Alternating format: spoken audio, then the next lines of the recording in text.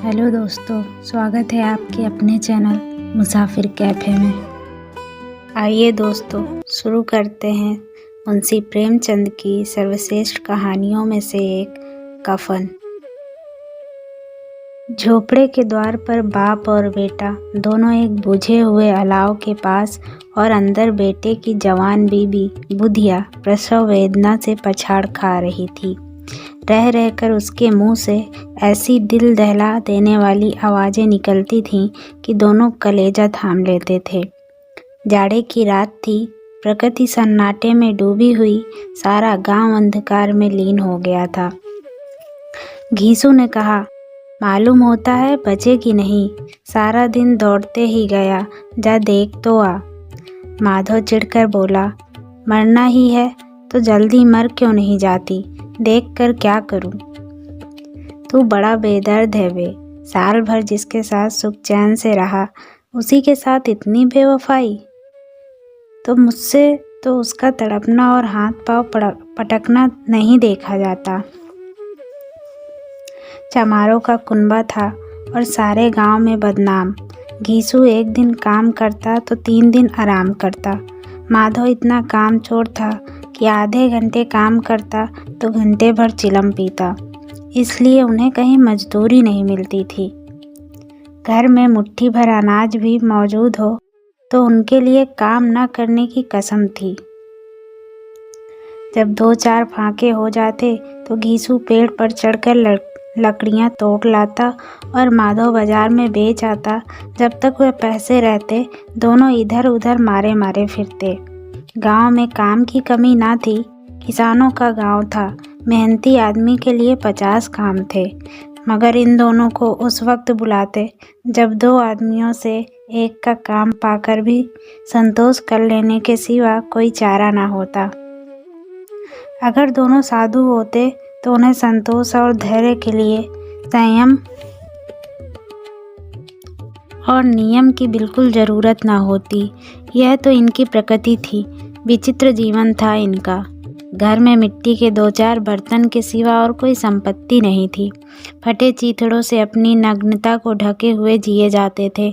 संसार की चिंताओं से मुक्त, कर्ज से लदे हुए, गालियाँ भी खाते, मार भी खाते, मगर कोई गम नहीं।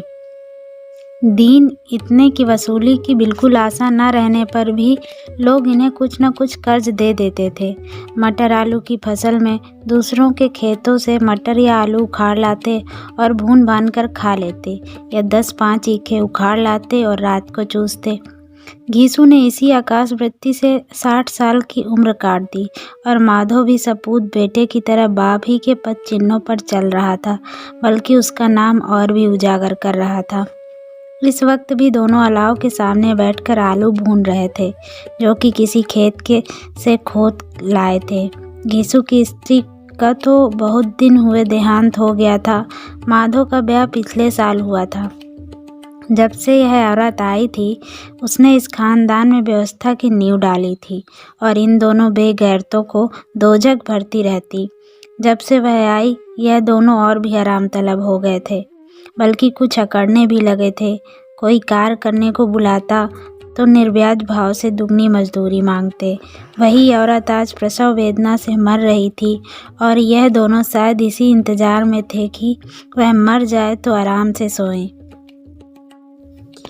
घीसू ने आलू छीलते हुए कहा, जाकर देख तो क्या दशा है उसकी, चुड़ैल का फिसाद होगा और क्या, यहाँ तो ओझा भी 1 रुपया मांगता है।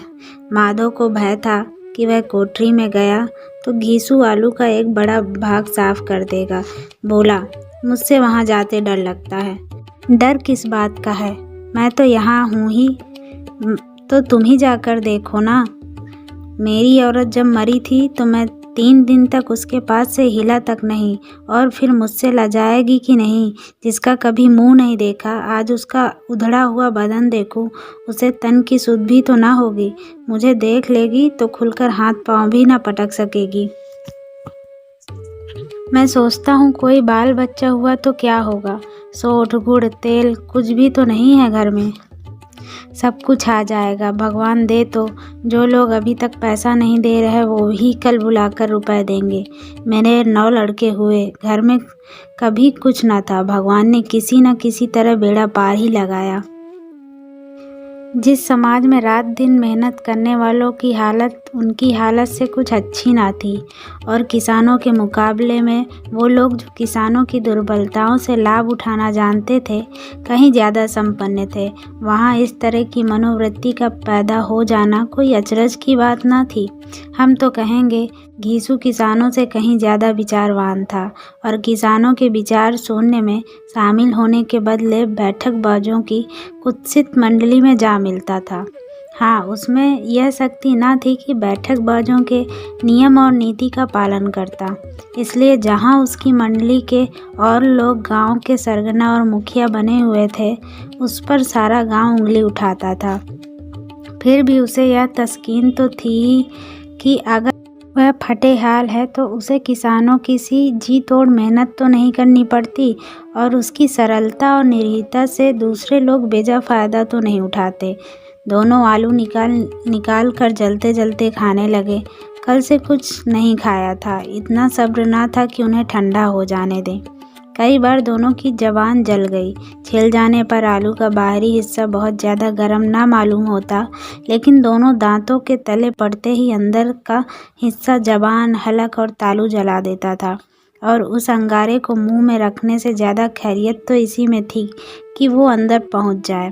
वहाँ उसे ठंडा करने के लिए काफ़ी सामान था, इसलिए दोनों जल्द जल्द निकल जाते। हालांकि इस कोशिश में उनकी आंखों से आंसू निकल आते। घीसू को उस वक्त ठाकुर की बारात याद आई, जिसमें 20 साल पहले वह गया था। उस दावत में जो उसे तृप्ति मिली थी, वो उसके जीवन में एक याद रखने लायक बात थी, और आज भी उसकी याद ताज़ी थी। बोला, वह भोज नहीं भूलता।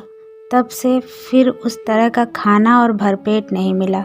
लड़की वालों ने सबको भरपेट पूड़ियाँ खिलाई थी, सबको, छोटे बड़े सबने पूड़ियाँ खाईं, और असली घी की। चटनी, रायता, 3 तरह के सूखे साग, एक रसेदार तरकारी, दही, चटनी, मिठाई। अब क्या बताऊं कि उस भोज में क्या स्वाद मिला। कोई रोक टोक नहीं, जो चीज़ चाहो मांगो, जितना चाहो खाओ। लोगों ने ऐसा खाया कि किसी से पानी न पिया गया। मगर परोसने वाले हैं कि पत्तल में गरम गरम गोल गोल सुवासित कचौड़ियाँ डाल देते हैं। मन कहता है कि नहीं चाहिए, पत्तल को हाथ से रोके हुए हैं, मगर वह हैं कि दिए जाते हैं।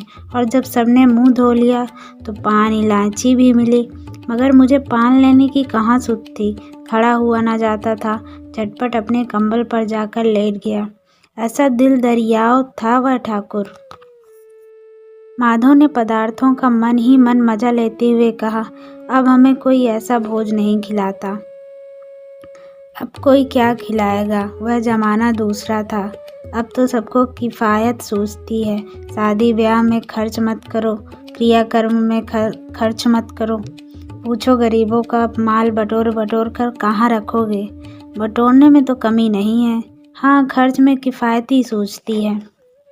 तुमने 20 पूड़ियाँ खाई होंगी, 20 से ज़्यादा खाई थी। मैं 50 खा जाता, 50 से कम मैंने भी ना खाई होंगी।